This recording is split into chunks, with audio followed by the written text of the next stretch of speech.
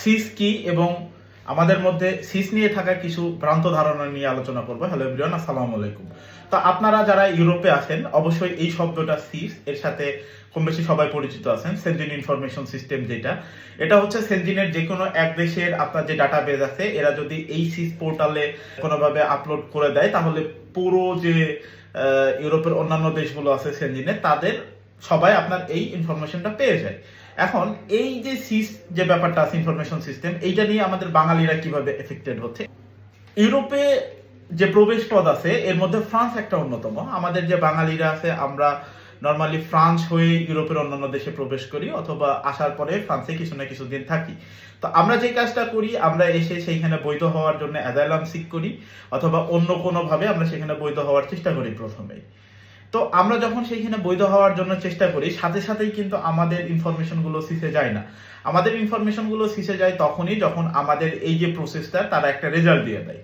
যখন তারা এই জিনিসটারে, আমাদের এই আবেদনটারে ক্যান্সেল করে দেয়, তখন যে আমাদের ইনফরমেশনগুলো সিসে যায়। এই ইনফরমেশনগুলো সিসের যে পোর্টালে সেখানে নর্মালি 2 বছর থাকে। আপনাকে তখন আপনার পিপি চেক থেকে ওকিউএফটি বা শক্তি লেটার দিয়ে দেবে, তখন থেকে আপনার সিসের এই জিনিসটা শুরু হবে। তখন থেকে 2 বছর পর্যন্ত নর্মালি আপনার এই সিসটা থাকে।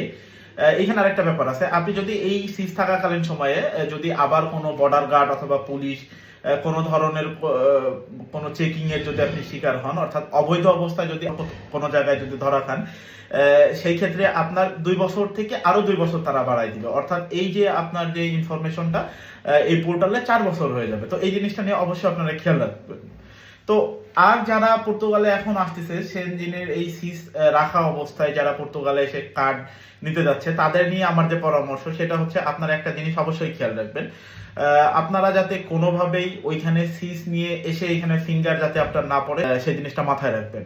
ব্যাপারটা আমি এক্সপ্লেন করি। আপনি এমন ভাবে পর্তুগালের এইখানে ফিঙ্গারের ডেটটা নেবেন বা এমন ভাবে আপনার প্রসেসটা এইভাবে চালাবেন যাতে আপনার আইমার যে অ্যাপয়েন্টমেন্টটা আপনার ফিঙ্গারের জন্য, সেইটা যাতে 2 বছরের বেশি সময় পরে যে হয়। 2 বছরের বেশি সময় পরে যে হলে কি হবে, আপনার যে যে ইনফরমেশন যেগুলো সিসে আছে সেগুলো অটোমেটিক রিমুভ হয়ে যাবে।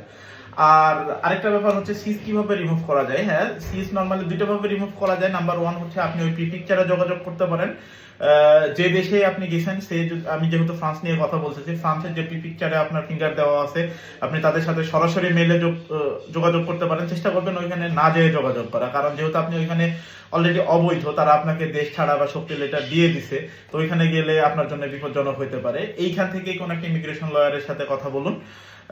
এটা আপনার দ্বিতীয় পয়েন্ট হতে পারে, যে আপনি কোনো একটা ইমিগ্রেশন লয়ারের সাথে কথা বলে আপনার এই সিস্টেম রিমুভের জন্য তার সাথে